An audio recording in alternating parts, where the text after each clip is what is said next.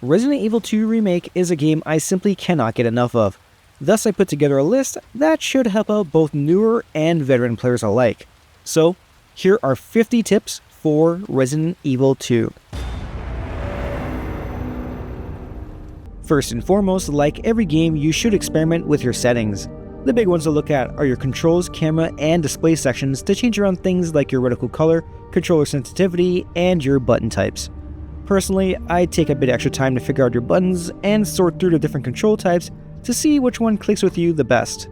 Next up is use your map very often, since it obviously shows you where you are and will give an idea of where to go next. The map also displays items you've come across but haven't yet picked up, and will show fully explored areas in blue and areas that need more investigating in red. In order to see if a door is chained or locked behind a specific key on your map, you're going to need to first try to open it. So as a general rule, you should be interacting with every single door you come across to update your map. While you're checking your map, you should also remember to properly examine anything and everything at least once. This is especially important for unique items you come across, since they will help you unlock attachments for your guns and various other things. As is tradition with most Resident Evil games, conserving ammo is key, so while it's tempting, you don't really have to burn ammo on everything in sight. Instead, aim to dodge and avoid as many enemies as humanly possible.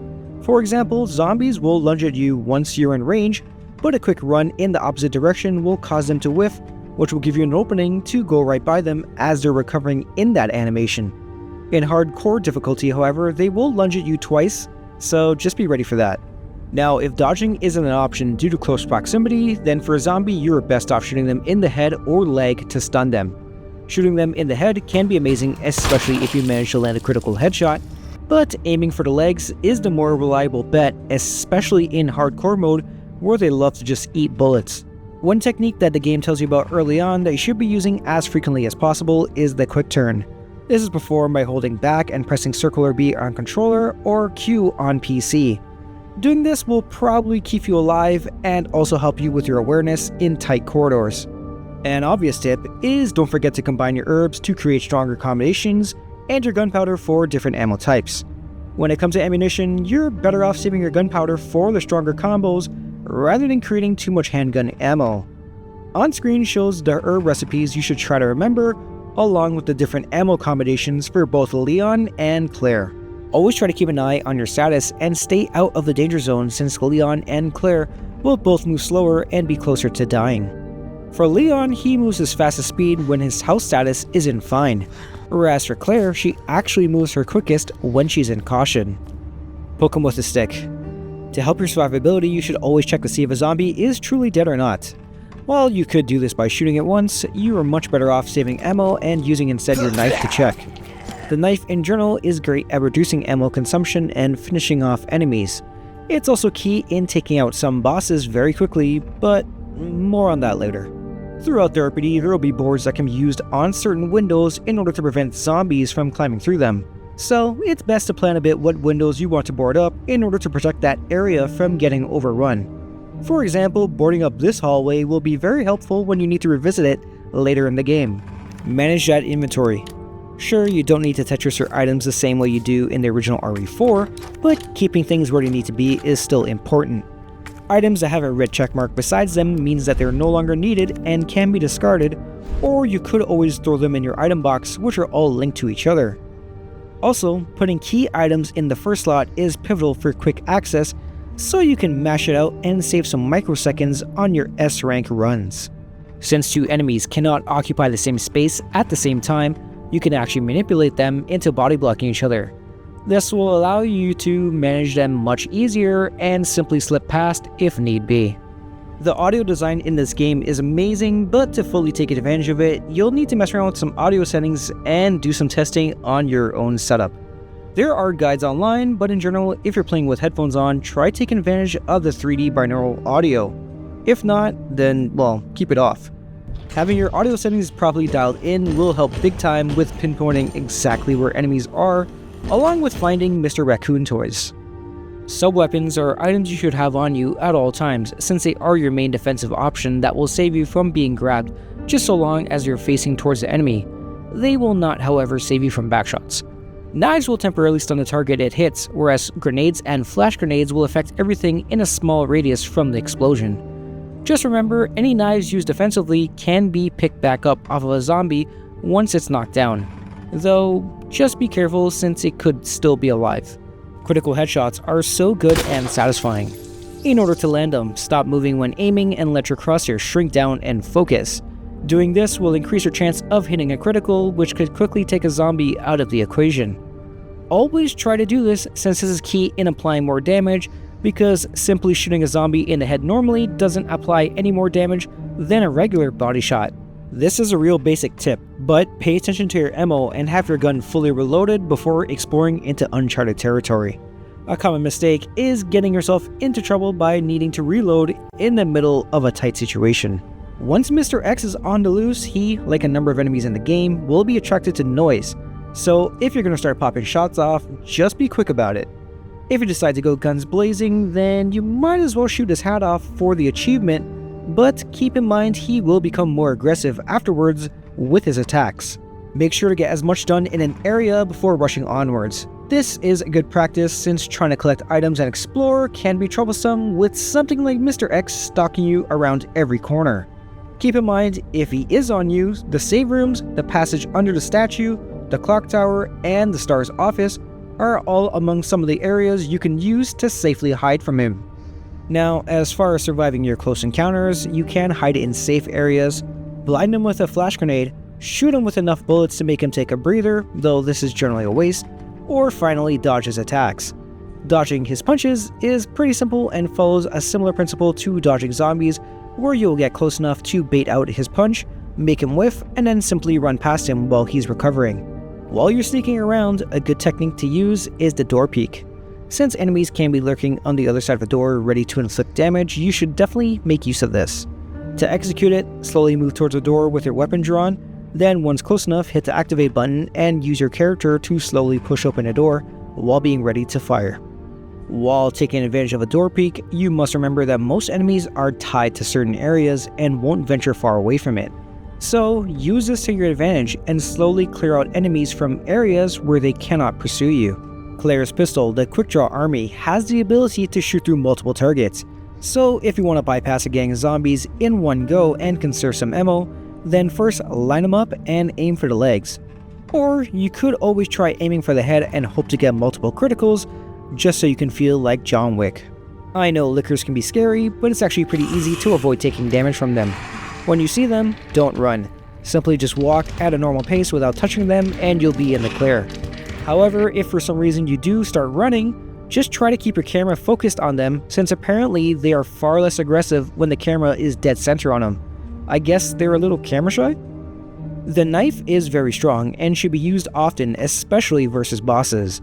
This is because the knife stick rate is directly tied to the game's FPS. So basically, the higher the FPS, the quicker you'll both kill something and wear out your knife. If you're playing on PC, make sure you crank up your frame rate to at least 120 or higher and have at it.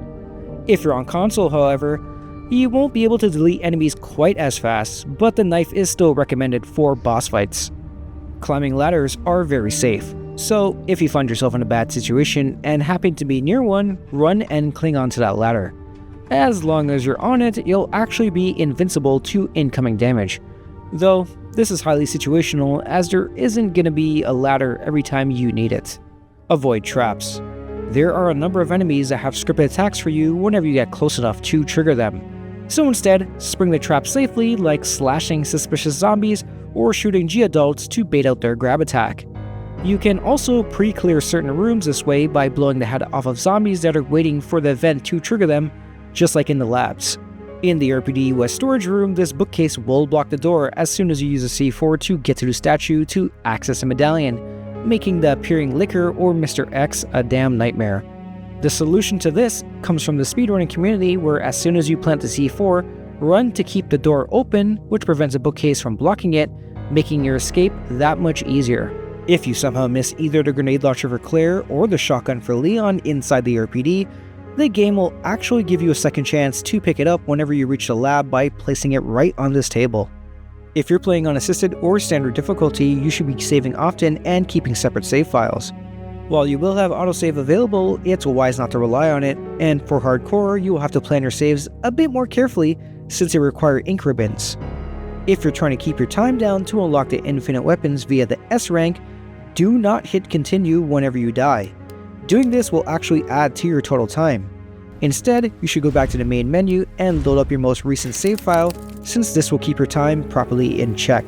Claire's MQ-11 submachine gun can be found in the STARS office armory via the RPD badge / USB dongle key. This same item can be then used to get the suppressor from the underground stairs. With the suppressor attached, this submachine gun will not attract Mr. X to your location as you will note on zombies, since, well, it's silenced. One of the best things about it is you can use it to manipulate lickers where you want them to go by shooting in that general direction due to the impact sounds the bullets make. Whenever you see zombies doing this slow rising animation like the first one you come across inside the gas station, they are actually harmless, at least until the animation completes. So, don't be hesitant, just run right by them. One thing to remember is do not try to dodge enemies on the stairs without stunning them first, as you cannot use your sub-items to defend yourself whenever you get grabbed. Sub-weapons like grenades and flash grenades are more effective when used on a group actively rather than defensively. Both grenades and flash grenades will hit more enemies in a wider area when thrown versus when it's used to break a grab. The game adjusts to your situation. There is a hidden mechanic in the game called adaptive difficulty. Essentially, the game will alter how easy or hard things will be based on your ammo, health status, inventory, and how many times you've died. The difficulty is already on high on hardcore mode, but for standard, things can scale quite high depending on how exactly things are going. Dismembering zombies can significantly reduce their threat factor. Shooting off a zombie's hands or legs makes it impossible for them to open doors and can slow them down big time as they crawl around. Just don't forget that they can still damage you down there, so don't get too careless. When playing Ada section in the sewers, you can actually speed up the progress of our EMF visualizer by mashing out the action button. You should also try to think and aim ahead when using the gadget, so you don't get jumped when you're trying to hack. If you're tired of sneaking around and you just want to clear out an area with lickers in them, just get behind them and start knifing them to death.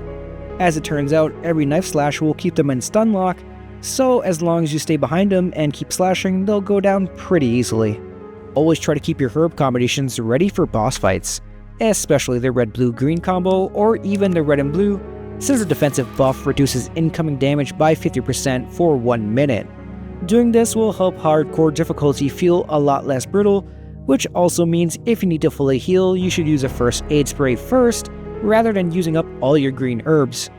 Like I said earlier, the knife is very strong versus bosses, and in Encounter vs G1, it can make this fight into an actual joke depending on your settings.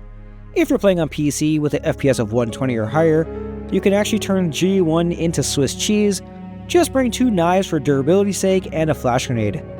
The tactic of this fight simply goes knife him as much as possible, then stun him with a flash grenade whenever he can react to you, then keep knifing him until he dies. Again, how fast this will go will depend on your FPS. On console, this strategy will also work, but you'll need to incorporate a bit more time and more equipment. For the G2 boss fight, you can actually speed up the section of him trying to damage you through the roof by burning his arm whenever he reaches down. However, if you want to conserve some ammo and kill some time, simply stand over here by the wall as close as possible, since you'll be completely safe. Once he breaks open a door, just run down the left side and keep your lines as tight as possible so he can't catch up to you. If you want to kill him in one crane swing, then you're going to need to get his HP below 50%. You'll do this by using a combination of shooting his eyes and grenades to get him down. Once he's on the floor, start burning him or knifing him to get his HP low enough to kill him off in one crane swing. Flash grenades are great in keeping him in place if he tries to get up before you're ready. You can try to take him out in multiple crane hits, but there's also a solid chance you might kill yourself in the process. In the G3 boss fight, again aim for the eyes to bring him down to his knees. Then use knife slashes to whittle down his HP once his core is exposed. If you don't have knives available, then grenades, the flamethrower, or grenade launcher are great options to pack on damage. If you see him jump at you like this with his leap, then you're going to want to go directly under him before he lands on you. If he does land on you, then you're going to need sub-weapons in order to survive that encounter. If you see him trying to rip out the structure from this main wall, go to the right of him and apply damage. He won't be able to hurt you as long as you're standing right there. As far as Claire goes, her acid rounds are insanely strong against him since they will put him in an infinite stun lock. So take advantage of this and keep cycling between her acid rounds and flame rounds in order to kill him off pretty quickly. To speed up your movement, you could borrow one of the techniques used in the RE2 speedrunning community called stair skating. This is done by quickly hitting your aim button in a specific rhythm to allow your character to move up and down the stairs much faster by cancelling the stair animation. Just remember, you do not hold the button down, but rather tap it and release. This technique is good at speeding up your run times and getting you out of bad situations much faster. When playing Claire, if you decide to use flame rounds on lickers, you should not be shooting them while they're on the ceiling since they will simply fall down after the blast. Instead, you should maximize the damage by hitting them while they're on the floor so that they take both damage from the initial blast and the flames left on the floor. Whenever coming across a hiding G-adult, get close but not too close in order to shoot them once and run by while they're doing their rising animation. If you're too close while doing this, you'll stumble back. If you're too late, then you'll be grabbed. Grenades are the best defensive weapon to use against them if you're grabbed, since they will give you enough time to slip by much faster. Also, do keep in mind that Claire's spark shot will ruin them pretty damn quickly as long as you land a shot directly in its eye. Dealing with the IVs is quite annoying, so make sure you have a defensive weapon on you since one grab will equal instant death if you don't have one. On the plus side, the flame rounds or the flamethrower will make killing them quite easy as long as they're fully engulfed in the flames. If you don't have those options, then really the best thing is just shoot or slash them in the yellow bulbs and get the hell out of there. When attempting S+ rank runs, make sure you memorize patterns, puzzles, and enemy locations to make your runs go as quickly and efficiently as possible. Use a cheat sheet or an online guide since that's probably the better way to do it and you don't have to rely on memorization half as much. As far as your 3 saves, I prefer using them before each of the main first few boss fights, so basically G1, G2, and G3. Now, Claire's battle with G4 is where you'll prefer to have your heavy hitters.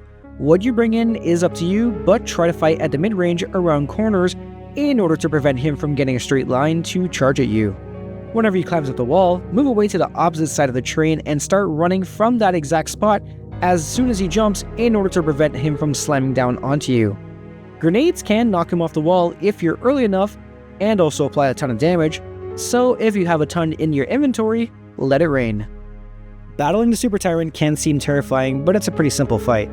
You can either damage him enough until Ada drops a rocket launcher or kill enough time until that happens. If you have a fair amount of resources left, like flash grenades, and magnum ammo, then you can make this fight go pretty quickly. In this fight, you're going to want to maximize your space and keep doing circles on the platform to avoid him. His one-shot kill will give a warning animation, and when Leon says, once this happens, your main option is to stop him in his tracks. You can do this with a flash grenade or by shooting him in the chest, preferably with a magnum. Now, if you don't have much resources left and you want to go to timer scam method, then you're going to want to get as close to his left arm as possible and keep dancing / slowly rotating with him. The timing may take some getting used to, but it's one of the more riskier methods. Another option is to try and bully him by knifing him to death, but again, this is going to take some practice. As for the final fight versus G5, do not bother wasting ammo on him until he opens up his eye. Once that happens, it's time to lay in the damage, preferably with your heaviest hitters, like Leon's rocket launcher or Claire's minigun. If, however, you don't have much of anything left, you could always just knife him to death just like this. You can despawn Mr. X from the RPD.